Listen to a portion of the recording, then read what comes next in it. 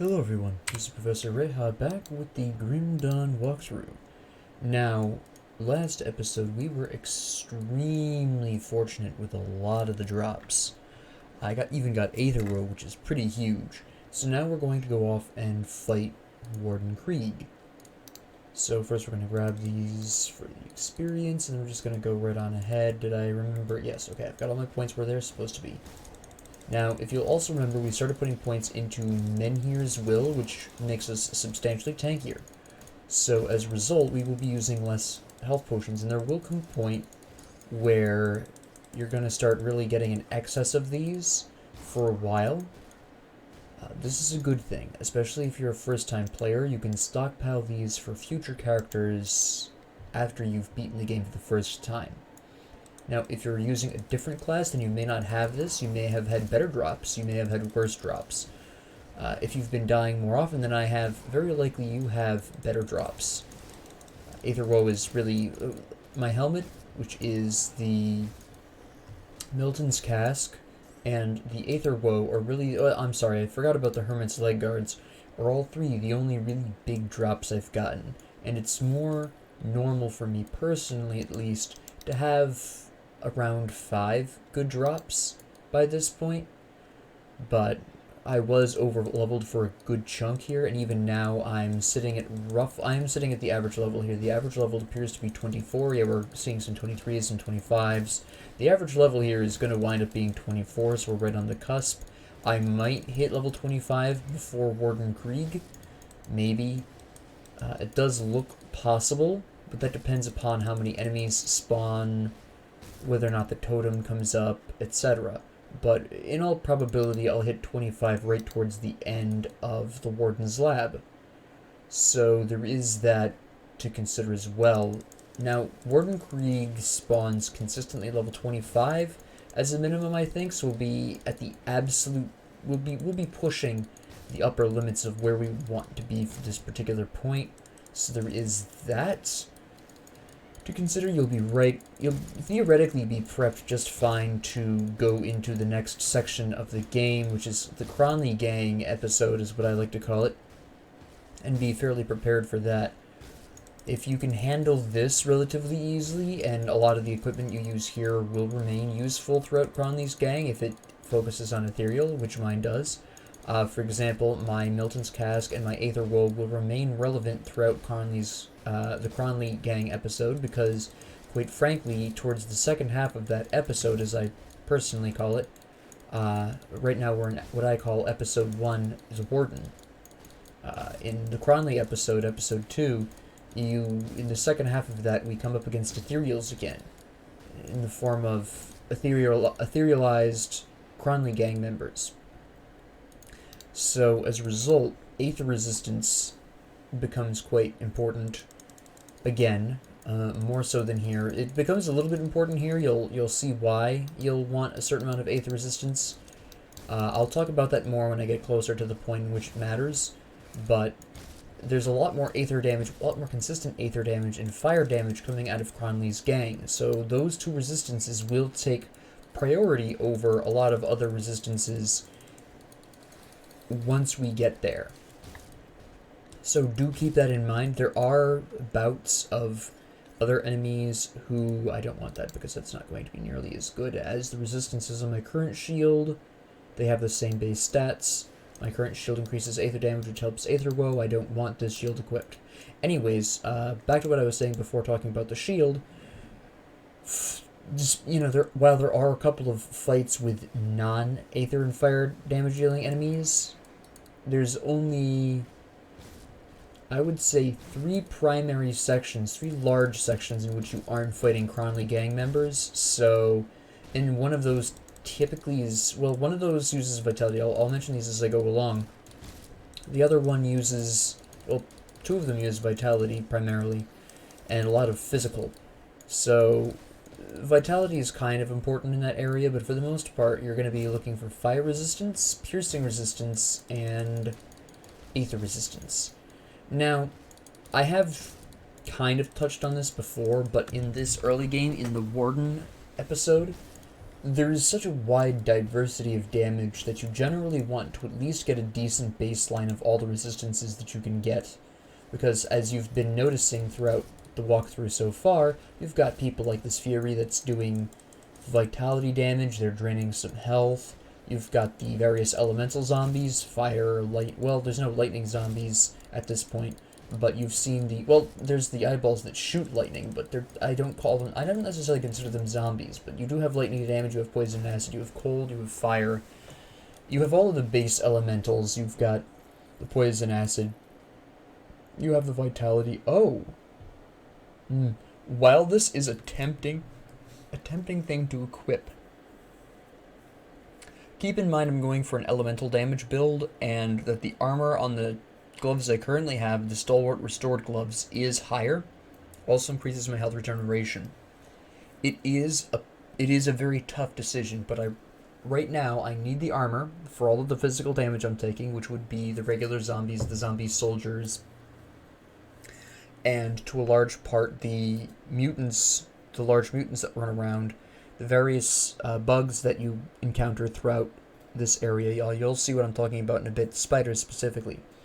I need the physical armor of the gloves that I currently have.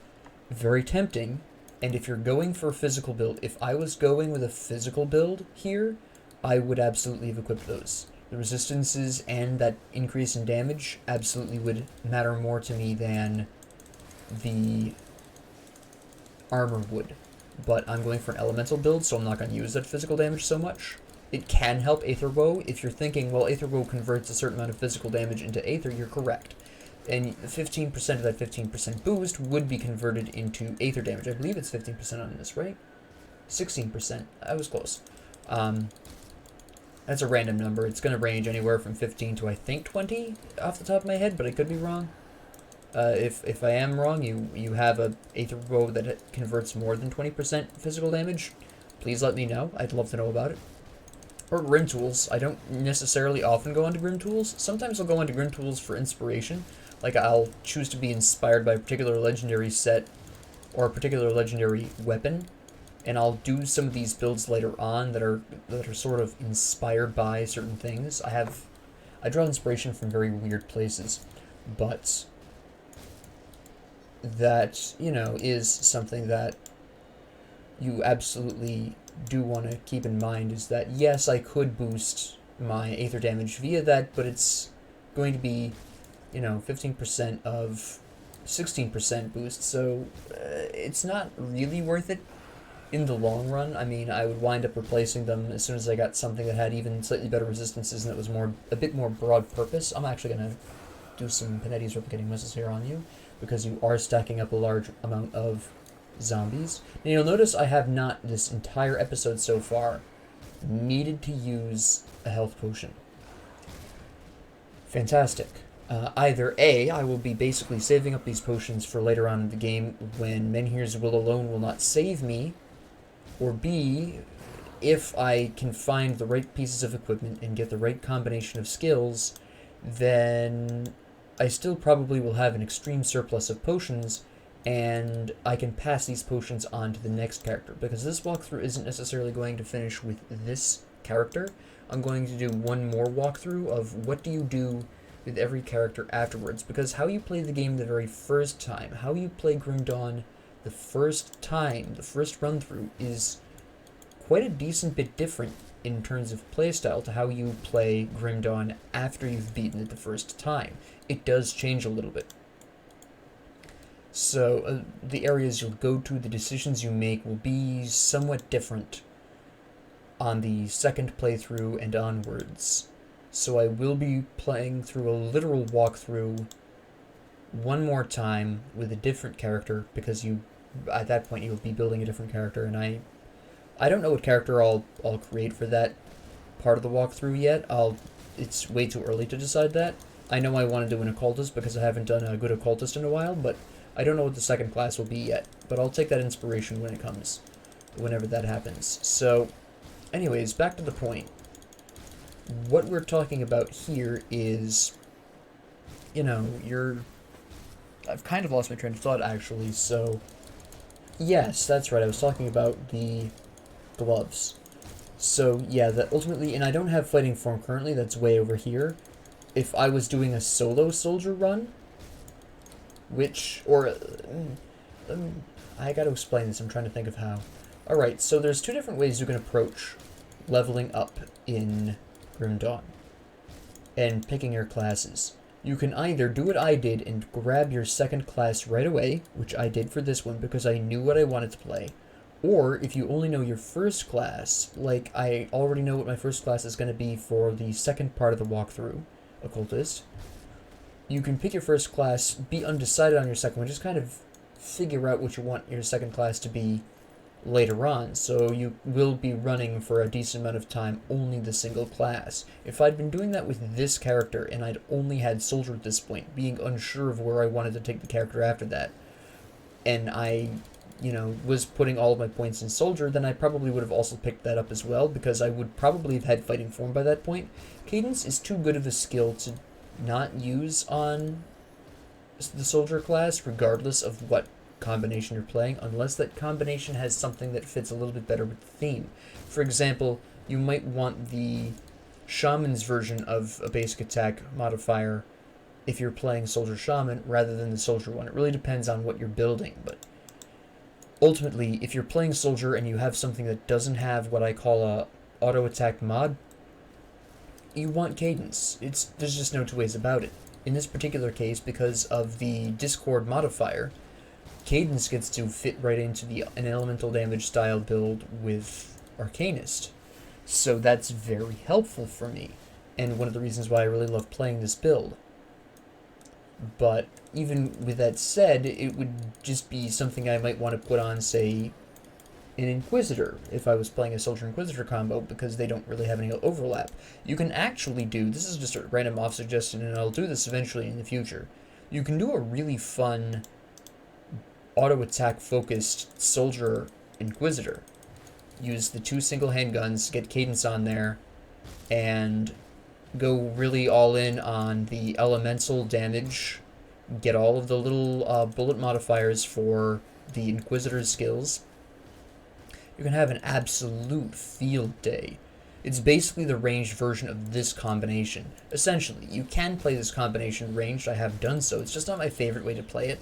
The soldier has all these skills for shields, and unless you're devoting a large quantity of points into the other class, which you would be with Inquisitor, it's generally better to maintain the shield, at least I find. Now, that's not to say I always play soldier with shield, because that would be ridiculous. But more often than not, I am running a shield soldier. I will, again, do builds in the future. After the second part of the walkthrough, basically the second character I run through on YouTube here, I will be doing kind of blitz versions of various class combinations and why I'm deciding on specific skills, or maybe not so much specific builds, because I know there's a lot of like really popular builds, but kind of flexible versions of these, where I'll kind of take a concept of a build and run with it in another direction. I'm kind of doing that with this. This is the Elemental Soldier build is an old build.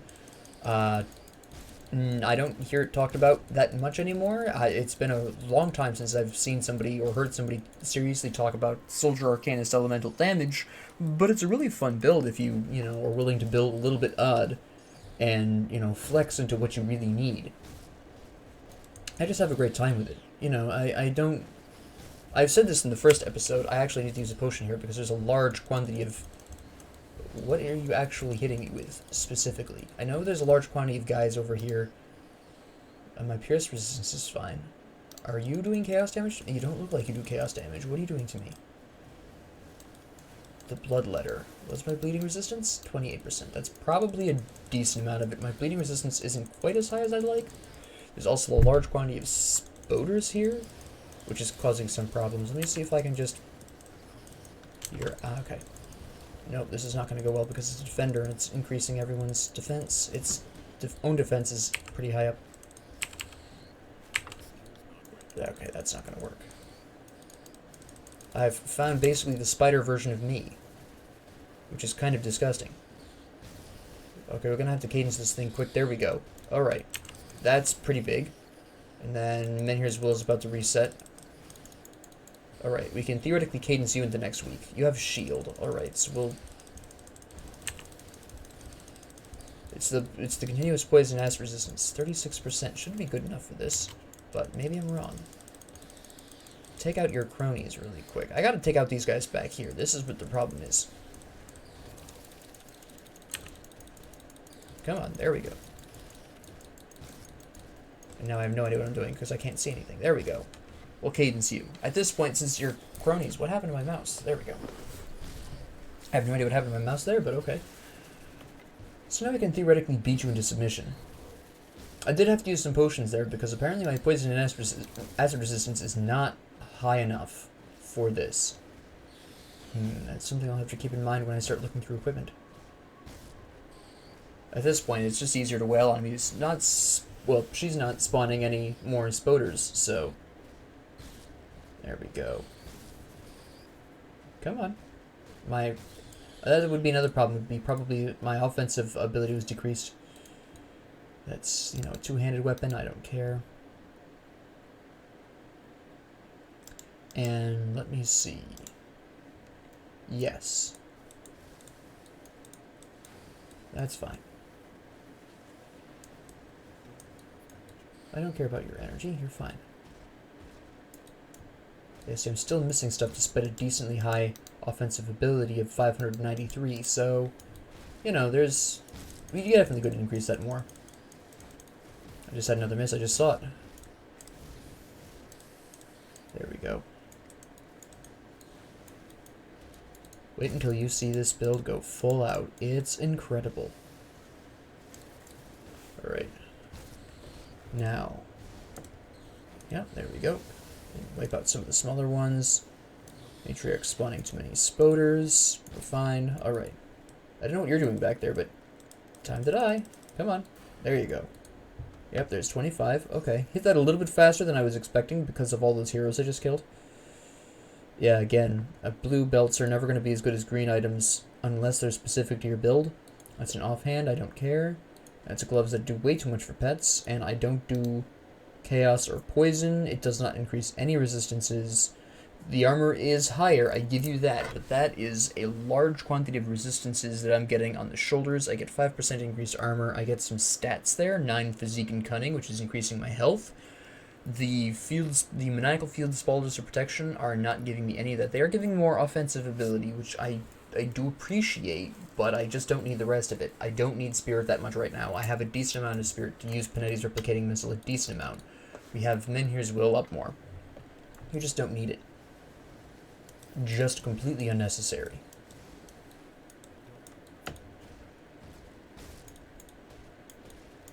Alright, good.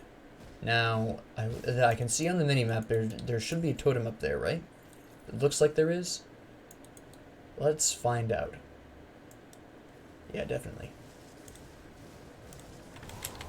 Use a potion and blast the rest of these fools.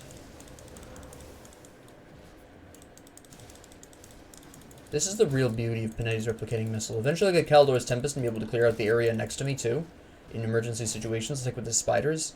It would have been a really great place to grab or to blast out a Caldor's Tempest. I'm talking about the upgraded version though. Oh, that's nice. Okay, as much as I like the Aether damage and the offensive ability of my previous shield, I am going to replace it with this one for 2 reasons. First, the lightning damage does help Panetti's replicating missile and Iskandra's elemental exchange, and by proxy, Cadence as well, which is doing elemental damage. Part of this is lightning. Everything I do except for Aether Woe's passive and Aether Woe's regular blows is elemental. So this boosts that. The resistances are better on it, and although I'm losing 7 offensive ability, I'm gaining a 5% attack speed. This does 2 things for me. 1, this triggers Cadence a little bit more often. 5% isn't a whole lot, so it's not going to be that much more often, but it is going to make a difference. And 2, I don't have to worry about missing as much if I'm attacking more often. Eventually, something hits. So the more I spam attacks, the less worried I have to be about my offensive ability. So for these reasons, specifically, this shield is going to replace my old one. Again, though, I am under level 50. I will probably be replacing that shield within 1 or 2 levels. I think I've only had the shield My previous shield, I think I only had equipped for 2 or 3 levels. I would have to double check that through my videos, but I haven't had it for that long. You're not going to replace the Aether Woe, not so easily. Yeah. Alright, we have big chunguses, so this is going to be something of a small problem. Oh, we've got vitality damage, and probably chaos. I don't have high resistances on those. That's going to be one of the heroes in the background, so that's going to be something of an issue. Also the stuns that they can bust out. This is one of those combinations that I really hate to see. On the one hand, we have the stuns, which is by itself a problem, yes. Can I lure some guys away by themselves? That'd be really convenient. Oh, this is the guy with the chaos. It's this guy right here. Hello. Hold on, you. Somebody's laying down Aether Mines. Okay. Come back here. He just walks away. Alright. Well, you're by yourself now for some reason. Anyways, back to the main point. This is the kind of combination you really don't want to see out of a totem. You have enemies that can keep you in a fixed position for a couple of seconds, and an enemy that can set down on top of you a field AoE attack. This is a really bad combination, and something you really generally don't want to deal with if you can avoid it. Now, totems, of course, you activate them, and then whatever spawns you have to deal with, that's not your problem. That is now your problem. So, this is the real risk of totems, and the reason why totems are so risky to do in hardcore is because just a totem like this makes life very difficult for even the best of builds. It's a very bad situation, especially in Ultimate when your default resistances are a little bit lower than they should be. It just gets very ugly very quickly, and nobody likes to see it. So, just this is an example of what I've been talking about on and off this whole time, of a very potentially dangerous, that's a lot better, a very potentially dangerous totem. And I'm taking these boots because the armor is higher. I lose a bit of physique and cunning. The health regeneration is there, though. I have got offensive ability. I do lose resistances, but at this particular point, there's not a whole lot of enemies doing pierce damage. Bleeding is somewhat present, but mostly I've dealt with most of the enemies that are going to be doing bleeding, which were the spiders. And even then, that was because of a specific hero. So I don't really need to worry too much about bleeding resistance at this junction. Right now I need that physical protection from the regular armor, and I need that offensive ability to hit more often, and I need the defensive ability to dodge a little bit more often, which is fantastic. Come back here. I need to get rid of you. There we go. You are spawning way too many fire zombies. Fortunately, we can run out of energy and then deal with this. Alright, I think you're in melee range now, so I'm going to wall up on you a little bit here. Alright. Clear out some of your guys with Panettis. This is the really beautiful thing about Panettis, is that I can just roll around. I don't know why I used a potion there. That was a bad habit. You can roll around and just blast a guy in the face directly with your Panetti's replicating missile, and it will take care of a lot of the surrounding people, especially as you bring it up to bear. That would have been really nice if I was a demo. Blood Reaper's Mark, that's for Nightblades. These shoulders. Physical resistance, elemental resistance. I'm going to equip these. I know I lose a certain amount of my resistances on the left. I'm losing a lot of resistances on the surface, but I'm gaining 9% in the 3 elements plus 5% physical, which again I do really want here. Physical damage I don't need so much, but that 36 physique is also pretty big. The constitution I'm less concerned about, but the 5% loss of armor I get will be made up for by the fact that I'm getting 151 more armor. Oh, okay, that's a mild exaggeration, actually. It's 141 more armor, but still. That's pretty, that is a big shoulder. That is big shoulders. I am very, very happy with that. These pants, fire damage specifically. I just really want to keep the Hermit's leg guards. I do want that damage output. I want the offensive ability. While these pants do offer me less, they do offer me some offensive ability and better resistances. The Ancient Armor Plate provides a lot of additional armor. It provides physique, it provides armor absorption bonuses, which you really want with a soldier anyways. And you do have all of this extra damage that you're dealing. You have the extra health to offset the physique that I wouldn't get. It's a close call, but ultimately because I modified the Hermit's Leg Guards, it is going to last me a decent amount of time and do very well for me. I'm not using two-handed weapons. More pants that are even weaker than the other ones, so I don't care. Gun I don't care about. Pants. Now these pants are a little bit more tempting because that's elemental damage. I absorb energy from enemy spells. I get some elemental resistance. There's a lot of spirit on this and physique. So this is fairly tempting. If this was maybe 5 levels higher and offered me more regular armor, I would probably take this. I expect to see a higher level of this at some point in the future, and at that point I'll be swapping Hermit's Leg Guards. But this is almost good enough to equip. And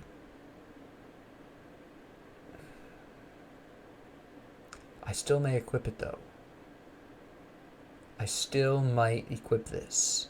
Offensive ability, I do lose. I lose defensive ability. There's a lot of spirit there. There's the elemental damage there, which does me more good than the 7% all damage. I lose the physique and armor. Well, no, I have the physique on the resonant pants. It's a tough call. Vitality resistance I don't need. I'm gonna equip the pants. I'm gonna equip the pants. Ultimately, what pushed it over was the elemental resistance, which I need now, and I will be needing in the future. The large quantities of spirit, you will notice the difference in my energy here. Actually, I want to point this out really quick. This is a change of roughly 32, yeah, through rounding, it's going to wind up being 32, 31 or 32 spirit. So this is a swing of 32-ish spirit, because Hermit's Leg Guards don't give me any spirit. And that goes all the way up to 276 energy, 194. I gain 82 energy just from swapping my pants. Now again, this doesn't offer me the same levels of regular armor, but it does offer me those elemental resistances. Actually, hold on. I'm way overcapped on fire. Okay, with the overcap on fire, I'm actually not going to equip the pants yet. I'm going to keep them around. Oh, this is nice. I don't really lose health. I lose constitution, which doesn't make that big of a difference. I get pierce resistance, which I need. I lose some elemental resistance. Stun duration. Yep, you want that stun resistance. I'm overcapped on the elemental. I'm overcapped on fire, so we'll make that swap. That's just armor that does nothing I need. So that's what I found there, apparently. And we're just going to get swarmed from 2 angles. I'll probably pull back here, funnel them through a little bit, just to be smarter about this. And I guess they'll fight each other, so whatever. That's fine. I always thought the beasts and rift spawn were together, but I could be wrong. More spoders. Yep, that's fine. I doubt they're going to have any kind of serious threat here. Take care of you really quick. Or miss a whole bunch of times. That's viable. Oh, another hero. You look poisonous. You are poison. Okay. That's a conversation. You increase in accuracy. Alright. Sure. Use a potion. Piercing damage, too. Fair enough. See, if you, by the way, I would just like to point this out. You'll notice Aether Bow kind of emulates what Force Wave does in terms of damage type. Can we kill that? There we go. Where it sends out a similar shockwave, but it's Aether damage and doesn't stun.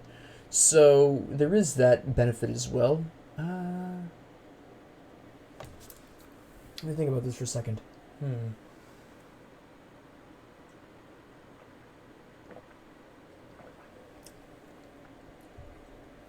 My ultimate answer here is no. I don't need the lightning damage that much. I'd rather have the durability on my current fortified doublet, or doublet. It gives me the same elemental resistances, it gives me vitality and aether on top of that, and the aether is something I will need against Warden Krieg, so I'll keep that. And I'll also need it against Cronley's gang later on as well if I am abnormally unlucky and don't get any kind of good drops for that. We're almost done with this area as well. This is not a large area either. This one's much shorter, the Warden's lab. The first time you go through it, if you're under-leveled, it may feel like a longer period of time just because of how tough the enemies are going to seem if you are a little under-leveled here. But overall, the last room is quite a festivity. You really will be surprised by how short this area is. The game does a great job of making a large portion of the game pretty bite-sized.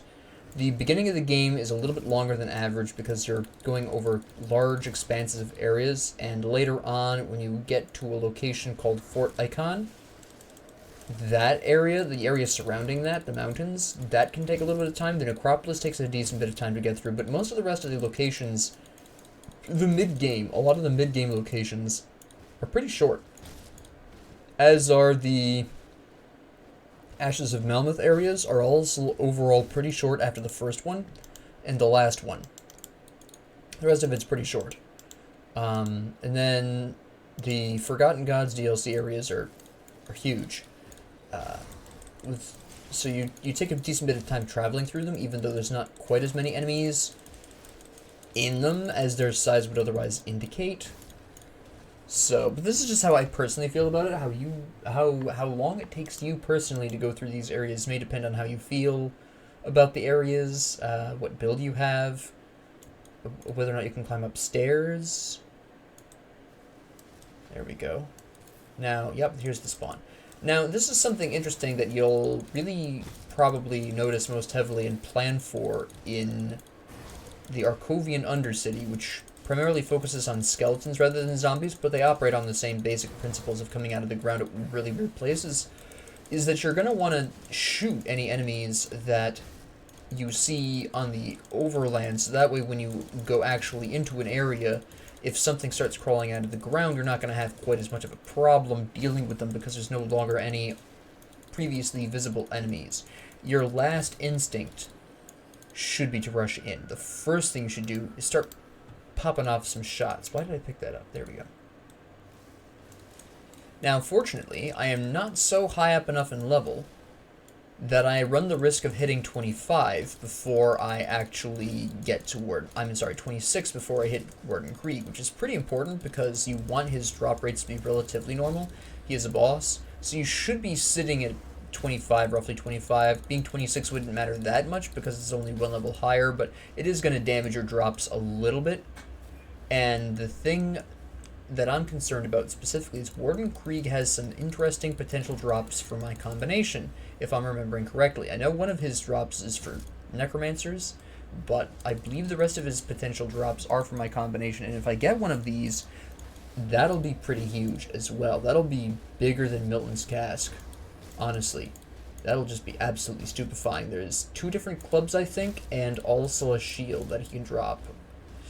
I might be wrong. I'm kind of bad about remembering what drops belong to who. I could be mixing his drops up with somebody else's as well. I could be intermingling drops. I know he drops a club, and I know he drops a shield. I think he's got a second weapon he can drop, but don't quote me on that. Unless I'm thinking of Krieg's Cleaver, which is canonically his as well. It's just not a monster infrequent like his club is. I'm just going to wail on this guy with... No, I do need to do some penalties here because there is starting to be a large number of smaller guys lying around. There's Menhir's Will again. Energy Potion because I'm still being swarmed. There goes the Aether Crystal, which is really nice. Really decreases on the just blatant swarming going on here. Can we get rid of the Poison Zombie at the very least? Come on, Panetti. Work with me here. No? Alright. Oh wait, you just moved in close, so maybe we'll get you. Nope. There we go. There you go.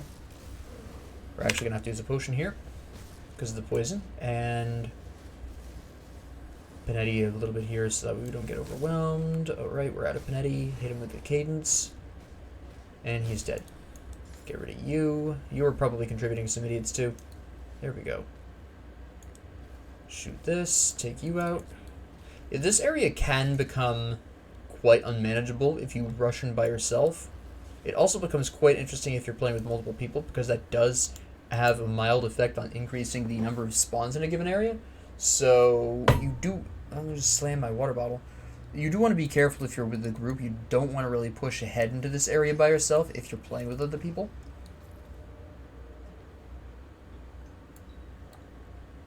There are just some areas you really should not be rushing in, even if you're really strong.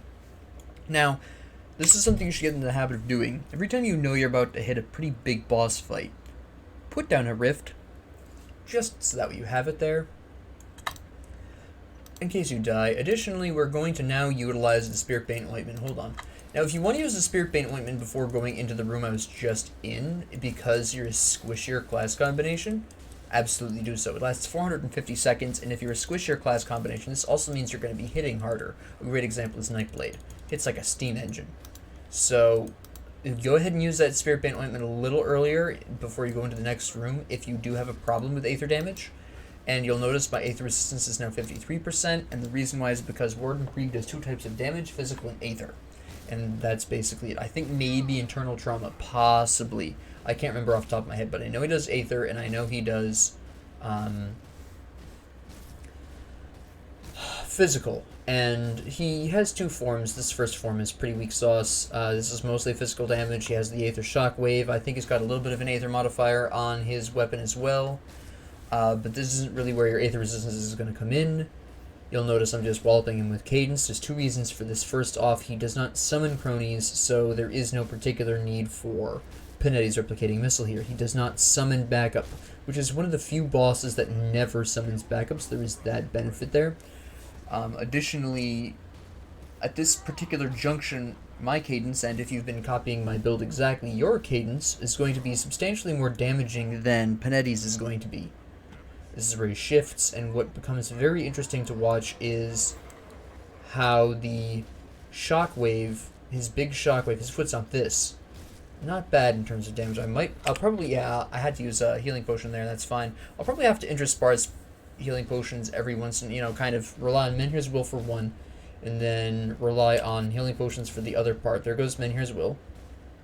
He slows me down with something. I can't remember what attack that is, but it's a little inconvenient. It does make things kind of tough to deal with him with if you're doing a basic attack, single target damage like this, or a Nightblade or something like that. Life does get a little bit more difficult. I might have to run around and heal. Yeah, I'm going to have to use my Constitution here a little bit. You're going to Shockwave, that's fine, and then we're going to go right back in. You're going to throw a Shockwave out, alright, sweet. Then we're just going to fight it back up. He's 28 now. Okay, so apparently I'm high enough to push him to 28. I wonder what the... I've seen him as high as 33 before. But I don't actually know specific because I've never actually looked him up in Grim Tools. I've never particularly needed to, but I am kind of curious what decides specifically his level. If I just never paid attention, it's always gone up a certain percentage or a certain number above yours. Is he always supposed to be like 3, for instance? It's something I might have to experiment with. He kind of had a glitch there. But it's something I'll definitely have to look into. But yeah, I mean, he's 3 levels higher, so this is great for my drop rates. This is really what you want to see. Like I said, I don't know what triggers his specific level increases. I've been as high as 23 and 24 and had him remain 25, but those were also, I think, older versions of the game, if I'm remembering correctly, so... Or maybe I'm just not paying attention and I thought he was a higher level than he actually was. I don't know. His level, I've never looked him up on Grim Tools, so I'm not 100% confident on his background stats. Oh, hello. This is one of the things I was talking about. Now, this doesn't seem like that big of a deal. But we are talking about Blitz and Blindside. Well, on the other hand, though, we're not doing a physical build. I was hoping for elemental damage rather than the fire damage. That would have been really awesome. The 15% health does also really help. But ultimately, at the end of the day, it's a question of, do I want the fire resistance and poison resistance and the reduced stun duration, or do I want the aether and physical resistance and the random fire damage and the blitz and the blind side? I'm going to be really honest, I'm still going to take this. There are a couple of reasons for this that I'm going to point out very specifically. First, I'm overcapped on fire resistance. This has been widely discussed. Second, it's a 1% less chance of blocking 25 less damage, but the block recovery is only 0.65 seconds, which is a whole 0.35 seconds lower. The physical damage on the shield doesn't matter because I'm not throwing the shield, nor is it modifying any of my skill damage currently. So that doesn't matter. The fire damage, I am, as I stated before, leaning more towards a reckless power, so as I continue to grow in this character, the fire and burn damage will actually apply to Calidor's Tempest. It will eventually apply to Panetti's Replicating Missile. So I can use this. Also, I might go into Blitz, I might go into Blindside, I might not, I am not sure yet, but it is something I could do. Finally, the 15% health is pretty big, especially since, like I said in the previous episode, I will be going into military conditioning pretty soon, which gives me huge amounts of health. This will stack with that. The physical resistance is unusually high for physical resistance, that is 18% physical resistance, and also while I do lose the poison resistance, I'm gaining Aether resistance, which as I stated earlier, I will be needing for Cronley's gang, so I will in fact be equipping the Warden's Fortress. Because in the long run, it will help me more. This is fairly interesting. The One-Handed Maze. Yeah, this is the one that is for specifically a combination of Necromancer and Arcanist. And while it does say plus 166 damage per second, don't let that necessarily fool you.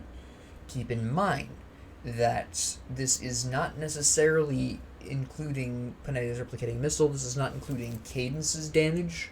This is only regular auto attacks, and a lot of this is driven by the fact that its physical damage cap, or its actual damage cap, is you have a minimum of 12 Aether damage, a minimum of 17 physical damage, so that's 29 damage minimum, to a maximum of, adding up the end ones, 97. Which at my current attack speed is clearly translating into 166 extra damage per second. That's, again, excluding Cadence, so don't be fooled. Now, I'm not going to equip this because, first off, obviously, pets. If I was a Necromancer Arcanist combination, this would last me probably the rest of normal difficulty if I decided to put a component on this, because this is pretty big. This is huge for a Necromancer Arcanist combination. Absolutely incredible. I will actually keep and store this because this is big. This is that big. It really is. But for my current combination, no. It's just a no. So we will go right on ahead and go through here. I've been getting a lot of Necromancer stuff, which is kind of interesting. Okay, this is an interesting... Okay. I'm going to take this. There's a couple of reasons for this. First off, higher regular armor. Second off, I don't lose that much offensive and defensive ability. I'm only losing 9 offensive ability, and I'm losing 10 flat defensive ability.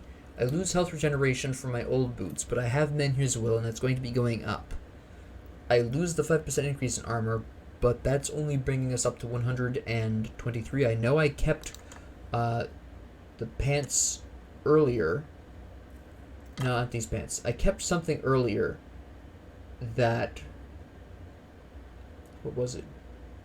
It was these shoes. Yes. So that's actually fine. We're fine with this. I feel like there was something else that I kept on despite the fact... Oh, that's right, the gloves. The gloves were also a subject of contention. But these... The only thing I really regret is the Chaos Resistance. I don't need that so much at this point, and I won't for a while. Chaos Resistance isn't that important right now.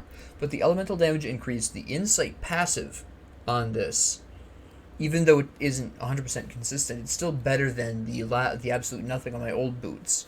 The increased regular armor, the +7 spirit. This is a pretty good pair of shoes for what I'm trying to do, so we're going to equip those. So now we're going to go back, because there's nothing else to do here. We're going to go to Devil's Crossing. We're going to report this in, and then we're going to move on to what I call Episode 2. Which is the Cronley's gang episode, as I like to call it. I'm going to actually sell my stuff first so I have room. I can't remember if they reward me with anything, but it's best not to take the chance. I'm going to keep the Warden's... I'm going to keep the Warden's judgment.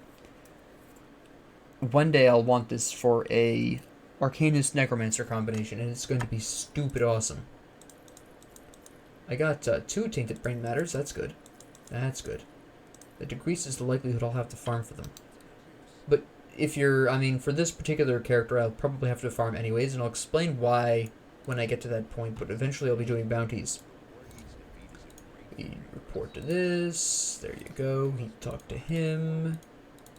Talk to this. That's fine. Now, before I end this particular video, what I am going to do is just go on ahead and complete the next section of that because it's just right there. We're going to throw this stuff into storage first. And we're going to transfer all of my crafting components over. And this is all the stuff that I've... Well, this isn't all the stuff, but this is a decent amount of the stuff that I've brought over. I have a bunch of pages of just random stuff from other characters from the past month. I'm not going to use any of that because, again, this is intended to be a walkthrough for newer players, so I'm not going to use any of that. I'm only going to use what I pick up and find here. But what we... I got the scrap I didn't need to. Okay. I'm going to pull out my scrap really quick because we do have to do some repairing. And I haven't repaired anything so far in this series. I'm going to take the whole kit and caboodle. It's just... I don't feel like separating it. It's just a pain in the neck. There's 2 things that I want to do, actually. At this particular point, well, I have a large amount of scrap that I've built up from other characters. I'm going to ignore him for a hot second. Repair the bridge, which takes 25 scrap, 20 grand bits. Repair this. The reason why is because, for you newer players, this is something they added in the most recent big update. But you can come back here, kick the scrap pile, and get your first legendary item.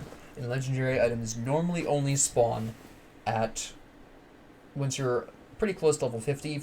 Like I said in a previous episode, level 47 is the absolute lowest I've encountered legendary drops naturally.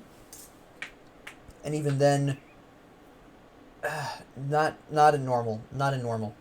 The reason why this is spawning here like this is because this is what is called a guaranteed drop. There's only about a half dozen of these, roughly speaking. They're all called totally normal. There are other guaranteed drops, but this is a complete series.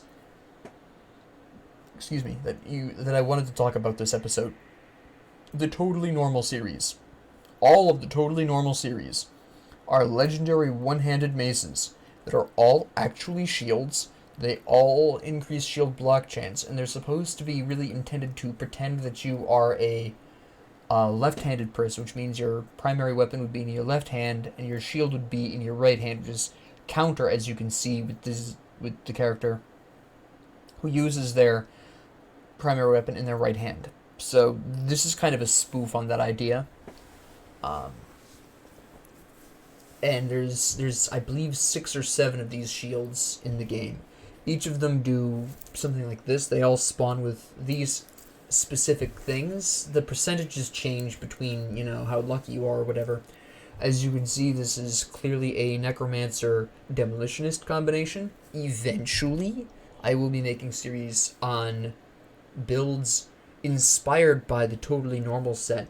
Not necessarily, going down to the wire or whatever on a specific... Obviously, when I do that, I'll be using Hellfire Mine, obviously, but the rest of it will be made up as I go along, leaning towards, again, obviously, Aether and Lightning damage.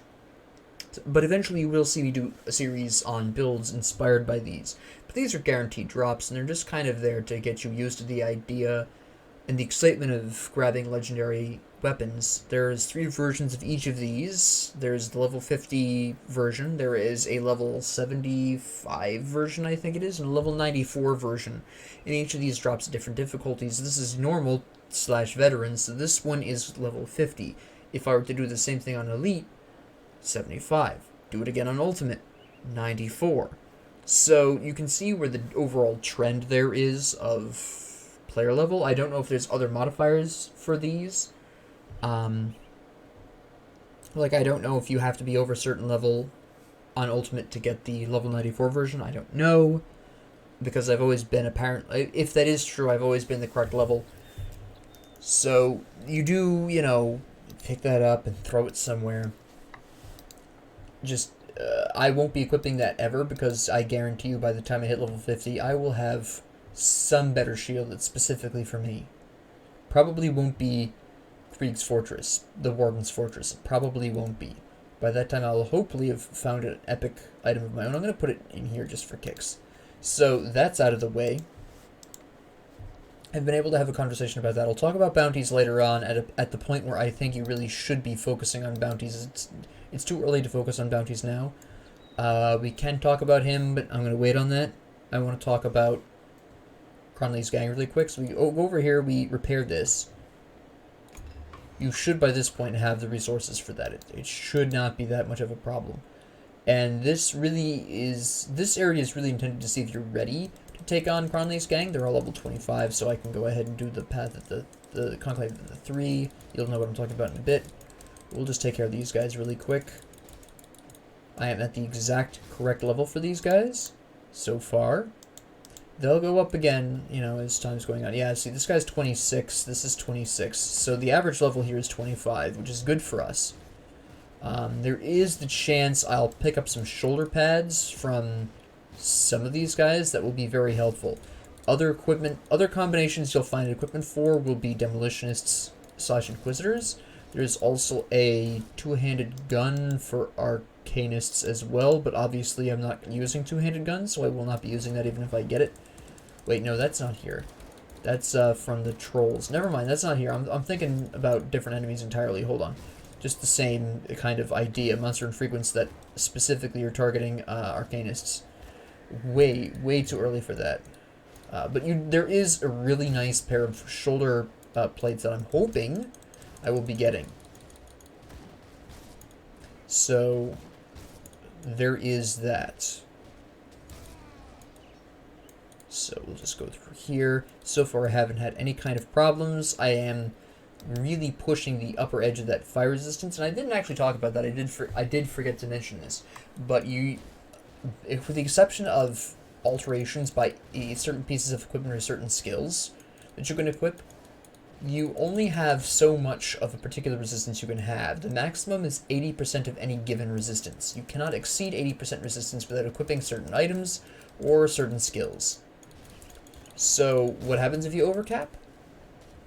Usually nothing, you just have this extra percentage. But you'll notice they did take the time to inform you, oh, you're overcapping by this specific percentage. This is because later on, in Ultimate and in Elite, your resistances are reduced by a specific percentage. In Elite, your top 5 here are reduced by 25%.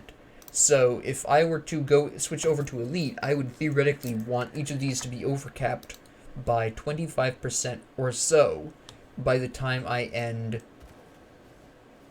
normal difficulty. So before I make that switch, I should be at least trying to get my resistances overcapped in preparation for the end game. And that's something not a lot of people think or talk about, which is really weird to me. It's a pretty important thing because if you don't try and overcap by roughly 25% for each of your resistances by the end game, switching to Elite is going to be quite the culture shock. Okay, Dynamite. I gotta talk about Dynamite. Now let me finish the resistance conversation first. So yeah, anyways, when you're finishing a difficulty with a character and you're prepping to go on to that next difficulty, overcap.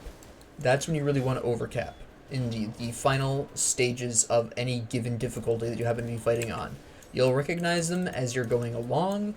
If you don't have the DLC, you're going to have less time to do this. You will have to overcap in a much shorter period of time. For those of us who have the DLC, there's 2 entire other campaigns, so to speak, that you can overcap with, that you have the time to overcap with. Here's one of the things I was talking about for Demolitionists and Inquisitors.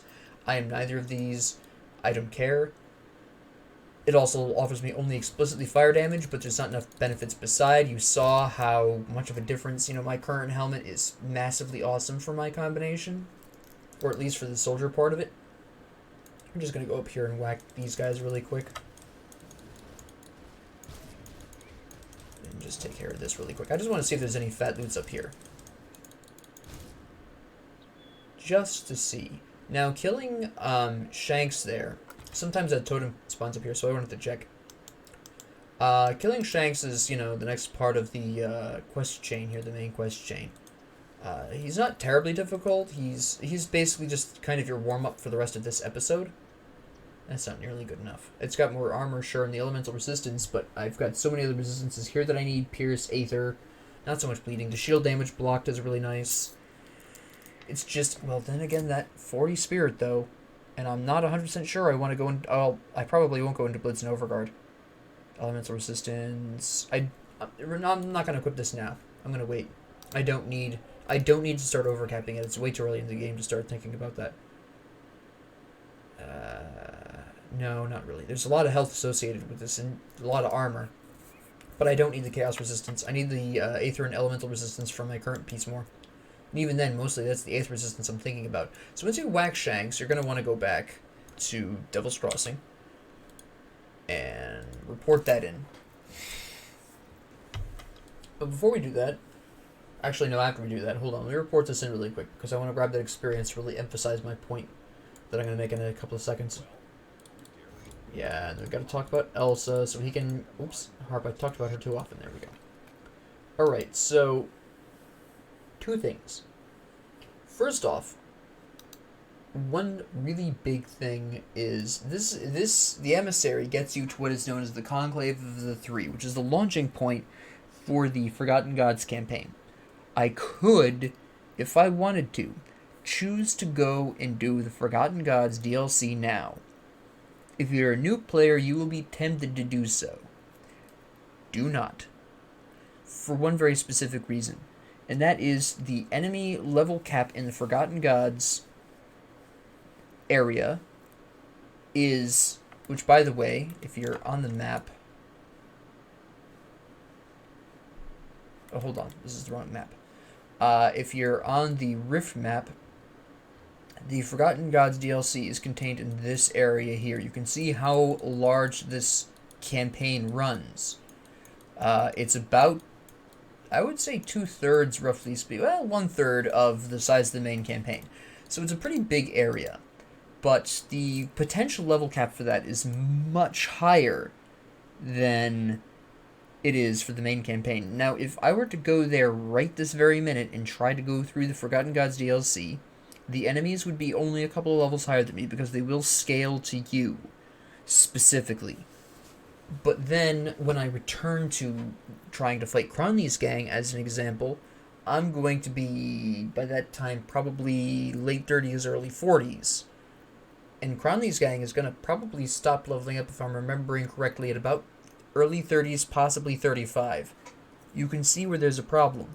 Whereas if I finish the main campaign of the core game without the DLC, first, progress through that naturally, then do Malmoth, and then I go into the Forgotten Gods DLC at level, say, early 60s, the enemies will scale to me at the early 60s. And for that reason alone, unless you really, really want to experience something new, maybe you've beaten this Grim Dawn, this main campaign, dozens of times, and you just want to do something a little different for kicks, or you only want to really experience the Forgotten Gods DLC, then yeah, absolutely go for it. But if you're looking to play through the game smartly, not grammatically correct, but you get the gist, then skip it. Now, something I will sometimes do, not all the time, and I'm not doing it this time because you'll see it later on in a future episode when I get to it, but what I sometimes do is, if my character is underleveled, then I will go ahead and talk to the emissary. I'll gather up the books that are the Conclave of the Three, and I'll do the very first quest, which is just kill a bunch of enemies in the kind of home base of the Forgotten Gods DLC, the launching point of it. Because you talk to somebody, they spawn 3 waves of enemies that you kill, and you get experience for that. If I'm underleveled, I will go that far, that very first fight in the Forgotten Gods DLC, and then leave, and not return until I've completed the main campaign in Malmoth. And obviously the reason why here is for the experience, because I'm underleveled. I want to catch up at least a little bit so I don't get absolutely curb stomped by Cronley's gang.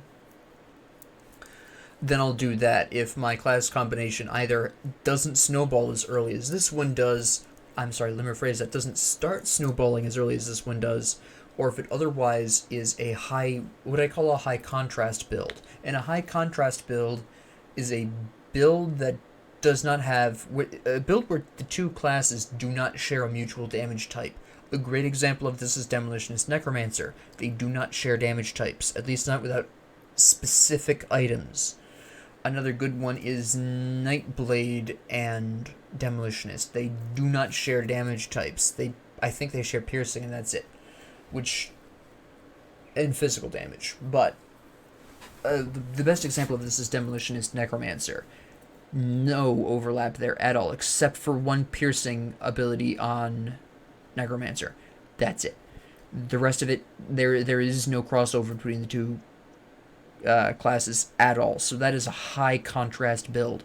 So generally speaking, the higher the contrast of your build, the later it snowballs, because you require certain things to get it really rolling. For this particular combination, the Soldier Arcanist, because Cadence becomes elemental so early on, and Arcanist boosts elemental and does consistent elemental damage right off the top. It's not even Aether, it's elemental damage immediately. This combination starts to snowball very early. So after this point, after you get Discord for Cadence, and you've got Escandras, you've got Panetti's, and you've got your Inner Focus. Inner Focus is optional, technically. At least in the long term, it's optional. But once you get those, and you start going into Menhir's Will and military conditioning, you start really building up that durability, and you're basically at this point only adding Calidor's Tempest and passives, mostly passives. You might add another active ability or two depending on your equipment. For example, I very easily, because of Milton's Cask, I could very easily get into Blitz and Overguard, which would, Overguard increase my durability some more. Blitz, get me into that fight. The reason why I'm veering away from Blitz is A, I don't have really any consistent option of converting this into elemental damage. This alone isn't the main problem. It's sort of a secondary problem. The main problem is that with an elemental damage build and me not using guns, it's just more effective for me to have Panetti's Replicating Missile and shoot rather than dash, and that really will pay off in the long run. So, ultimately, yes, I could flex. I might even flex. If I get just the right items, I might flex into a couple of what would be normally physical abilities, but have been converted through some item or other. A Monster Infrequent, for example, is the common cause of this. It does a different kind of damage.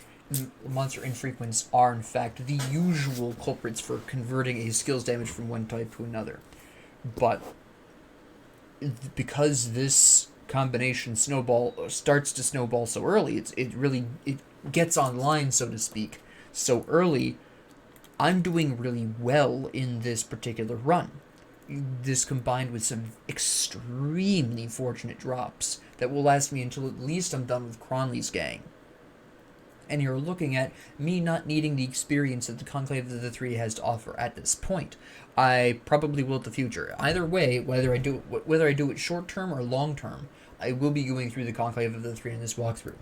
So you will see this. I will get this experience. I probably won't need it as much by the time I get to it, but whatever. But that's why I am not yet talking to the emissary. I will. But now is not the time. If you're underleveled, do that first fight. I'll talk more about that in the future. But for now, we'll stop right before the Cronley. Well, at the start of the Cronley episode, we'll go through next time and start working our way towards Cronley. And I'm really going to be boosting a lot of the tankiness of this build. And just basically go through, grab Calidor's Tempest as my last active, and then just boost everything else that's already working here. And that is where I'll go with this. Thank you all very much for watching. If you liked this, please like and subscribe. If you want to, follow my Twitter and my Instagram. I am trying to be more consistent in using those. And if you have any questions or suggestions or whatever, leave a comment. I try to read all of them. So far, I've succeeded. How long that'll last, I don't know. But either way, have a great 24 hours.